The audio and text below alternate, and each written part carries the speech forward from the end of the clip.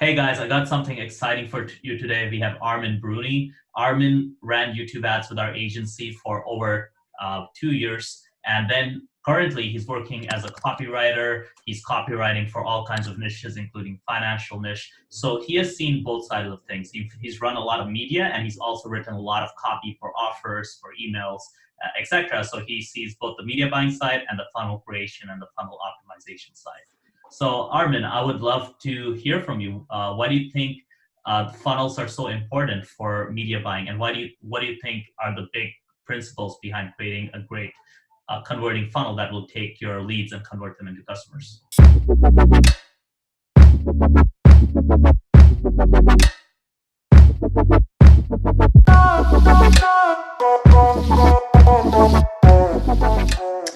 Hey, what's up, guys? So yeah, Shash, thank you for the intro. That was a nice intro.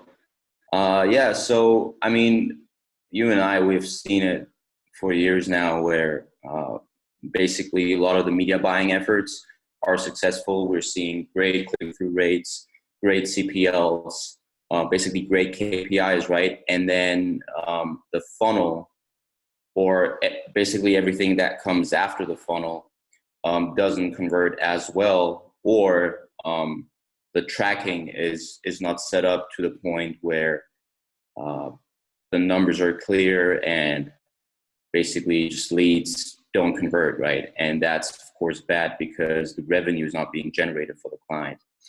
So there are definitely a couple of things that we have seen, that I have seen convert well, versus a couple of things that don't convert as well. And I think it's definitely important to be very, very clear on what you need to do on your funnel to actually convert the traffic that comes to your uh, offer, to your promotion, to your store.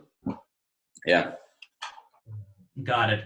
What would you say? Let's say you're running an info product company, right? What would you say are like the common threads between basically customers and clients who end up having funnels that convert versus customers and clients that basically have funnels that basically have leaks and issues? What are like the big things, the big 3 to 4 things that you would kind of advise looking out for? Yeah, so that's a great question. And that's also a very big question because there are different components to it. So number one is, and part of it probably goes beyond the scope of the video, but part of it is the offer itself. So first off, you need to decide if the problem you're gonna build your product around is going to be sellable or not, right? So there are a couple of questions you need to ask yourself first. So number one would be, is this a unique offer? Is this something completely new that is going to be introduced to the market? And if that's the case, great. Most of the times, that's not going to be the case because nobody is trying to reinvent the wheel, right? So just the other day, I've seen an offer that converted so well through a webinar that the person behind the offer generated 7 figures in little less than a month, right? She's never run webinars before, like none of that, but the offer was so unique to the market that it did convert. More likely than not, though, most businesses are not going to do that. So that brings me to the next question, which is, well, what offer does work if it's not going to be a new idea? So you can maybe take something existing from the marketplace and just make it better. Or you can introduce like a unique mechanism to it. For example, Facebook ads, right? Or even YouTube ads, but it's like a very big problem right now with Facebook is compliance, right? A lot of businesses want to crack code, and to crack code, you need to be compliant. So one thing that if you were to be someone who wants to create something around Facebook advertising, you could introduce like a unique mechanism like, hey, how about I teach you Facebook ads, but so that it's actually compliant and that you become a media buyer that knows how to drive traffic to compliant funnels, or a copywriter or whatever, right? So basically taking something from the existing marketplace and just make it better. So that's about the offer.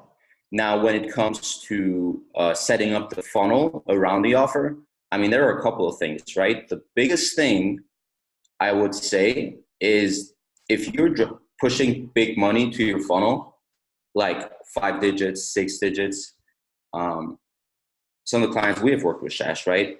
They need to be clear on the tracking and the analytics.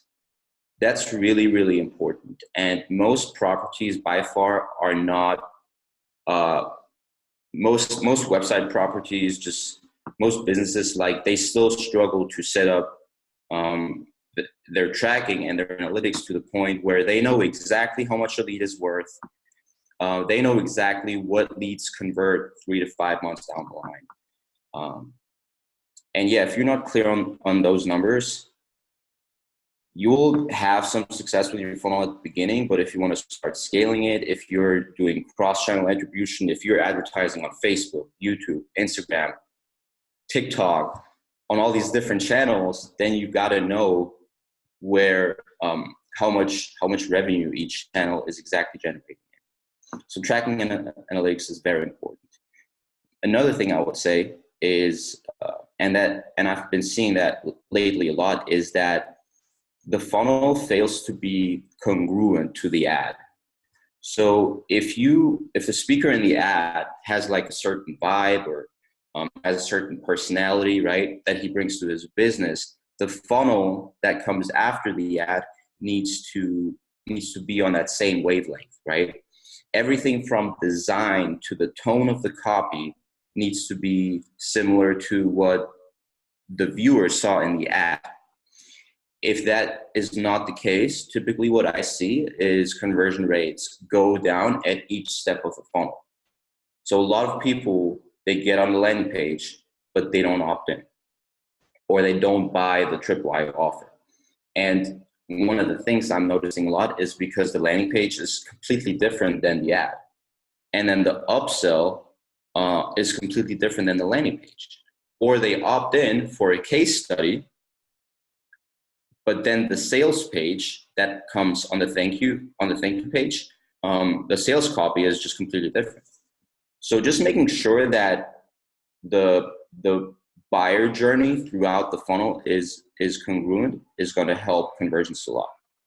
Absolutely. That's like a really tough one, because you want to make sure that, when they, for example, they opt into your funnel for a certain lead magnet, you want to make sure whatever that lead magnet solves, and then any other desire that lead magnet creates, it's congruent with whatever you're selling, right? So, and that's a tricky one, right? Because obviously when you get started running ads, you're going to kind of just be, in certain cases, you have certain assets, you have certain things that you can, utilize to run ads, and it's kind of like Frankenstein together. But I think at a certain point, right, like let's say you start running ads and you get some initial promising results, then you just got to go back to the drawing board, be like, okay, we have this data, we have what's working, what's not working. Now let's create a funnel, not from the perspective of this is what we already have, this is our end offer. Let's create a funnel from like, what would our ideal customer want, and what would be the journey for each stage of the funnel. So instead of coming from a perspective of like, hey, we're coming at this from we already have this offer and we already have this lead magnet, and just like building it, together, instead coming up with a way of just being like, okay, start from like the perspective of what does the customer want, and build that whole journey according to that. And as for tracking, agreed 100%. Again, when you're starting out, not as important, but once you're starting to hit 6 figures a month, you've got to get that tracking figured out, right? Like if you're selling a course, if you're selling e-commerce, there's a point where you need to figure that out. Initially, I get it. You want to move fast. You want to get things rolling. You are running only Facebook ads, but you really need to get that working as soon as possible, so that, after you start hitting 100K a month or so, you want to figure out your tracking, make sure it's clean, make sure you have your backend set up so you can kind of figure out how much each customer is worth, what traffic sources are converting, what traffic sources aren't converting. Because then when you start scaling to 7 figures and 8 figures, that's where it's really important. Like when you're an 8-figure company, let's say you're doing 8 figures a year, then you absolutely need to have your tracking dialed in 100%, because otherwise you just are going to be not able to scale beyond that point. You're going to get stuck.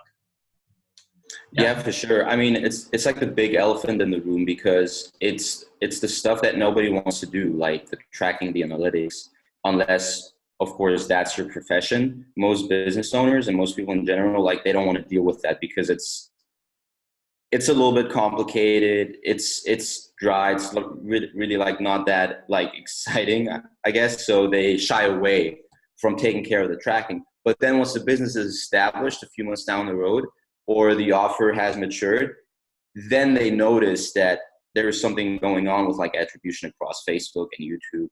And then they try to fix the issue. But at that point, it's become a bigger problem, right? So I always highly recommend to be very clear on tracking from the very beginning, no matter how simple the funnel is.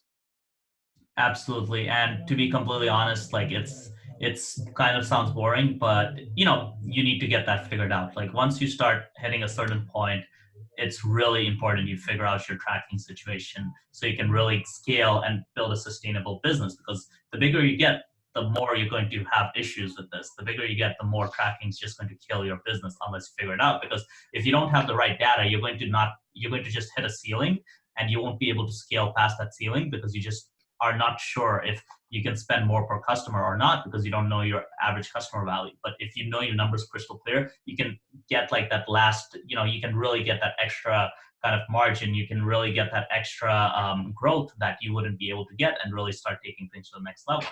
And also it allows you to figure out like, hey, how can you, once you know those numbers really, really well, then you can tweak things to get those numbers even higher. So it is very important and extremely, extremely key. And yeah, so one question I do have for you, right? Like, let's say we've talked about tracking, congruence, and the offer being something that people want, or at least being something new, or bringing a new twist, telling, like, it's kind of like that whole market sophistication kind of thing, right? By, what's his name? Was it Gary Halbert or?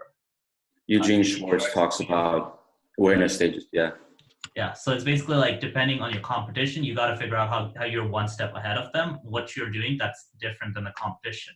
And what we've seen is literally like, if you bring a new offer into a competitive marketplace, let's say it's a new offer, it's a different price point, you could get 15 to 20x for us. We're literally doing that for a client right now, where they have a new offer, they're selling it in a different way, and it's in a very competitive space, extremely competitive space, but they have just gone to 7 figures a month extremely fast, because they just have this brand new offer that's just like completely different than what everybody else is doing. And they had the kind of the courage to go for something new. So you always want to be figuring out like, hey, what can I do to break the model, right? Like if everybody's doing webinar funnels to an automated course, then you got to think one step ahead and be like, hey, what's the next step, right? Like if everybody's doing that, it's going to get harder and harder to make that work profitably.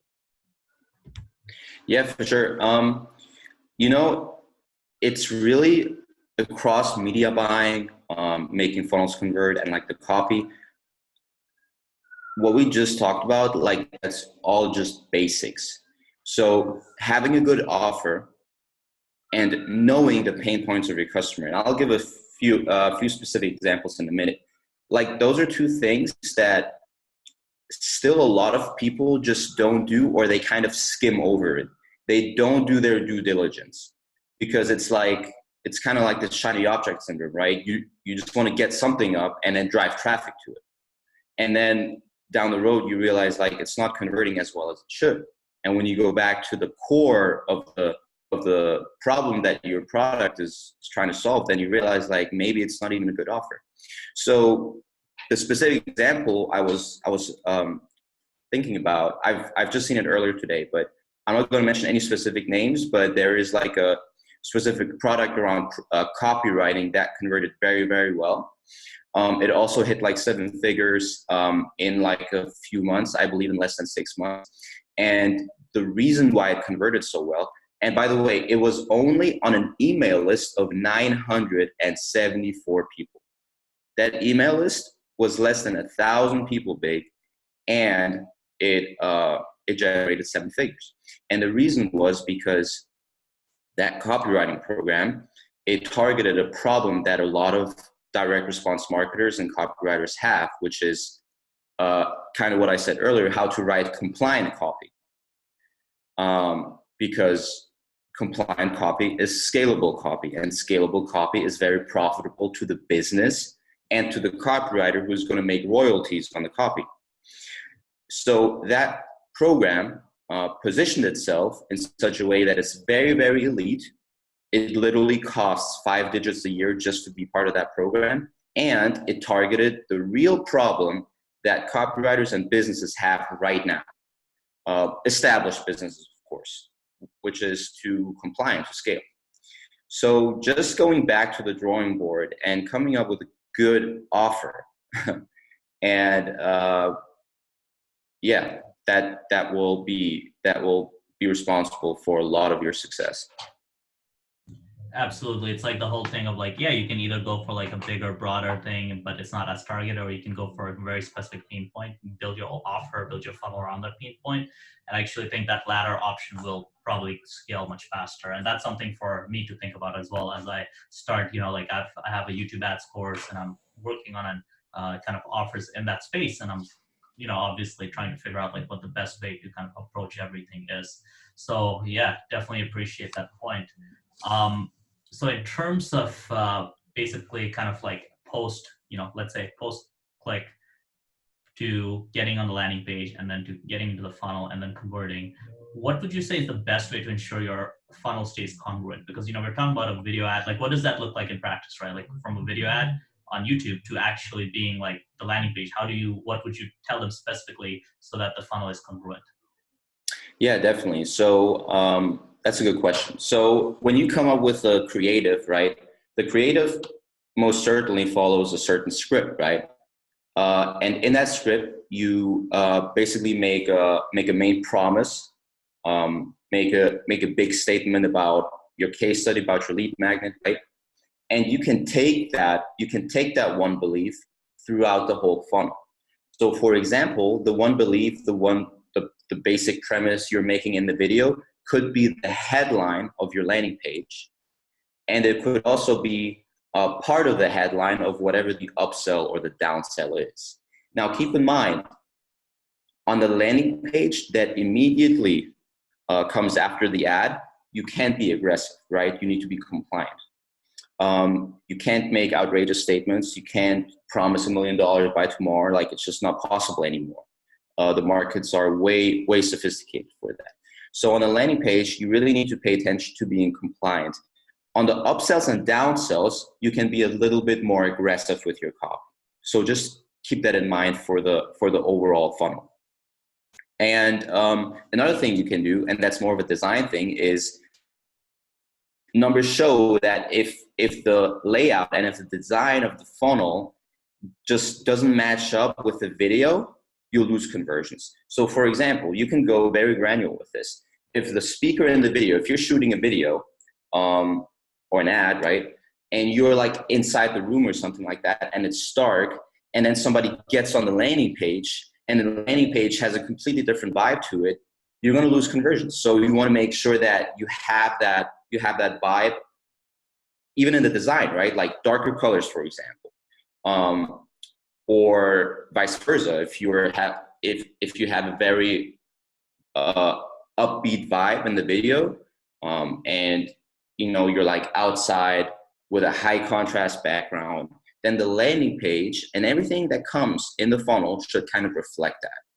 So that's more of a like overall brand thing, where you just want to have that brand consistency, the brand consistency throughout the funnel, but also think in terms of copy specifically.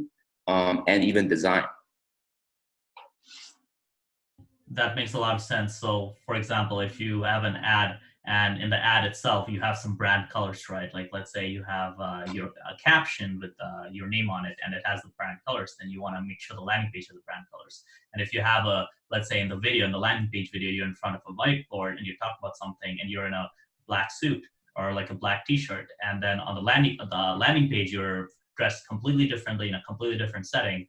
That is an example of incongruence. So there's congruence in terms of obviously the graphical, the images, the visuals, but there's also congruence in terms of like, you basically have, if you're talking about a certain key point, you want to make sure that's carried through. You want to make sure your whole funnel is around that one belief or that one kind of promise, instead of it being like, oh, in this part you learn this, and over here we're going to talk about something else. So that makes a ton of sense as well, like in terms of like how to go about doing things. For sure.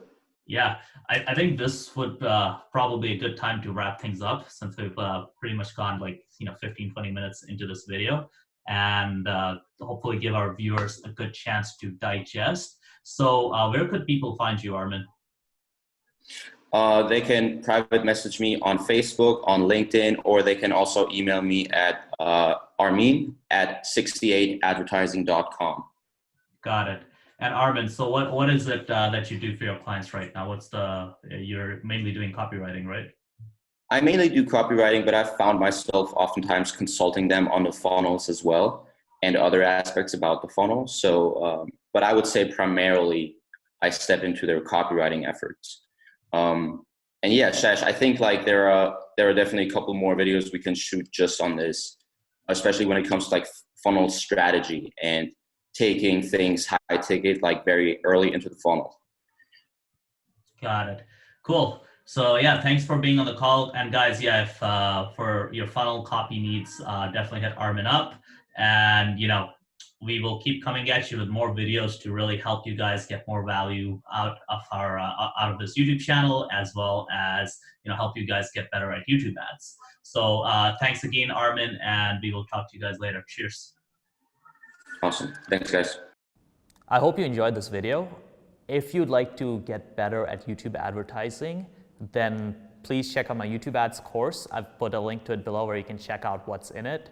And yeah, just comment and subscribe if you like this content so I can keep creating more. Walk with our feet on the ground, and we will talk with our head in the clouds, and we will walk with our feet on the ground.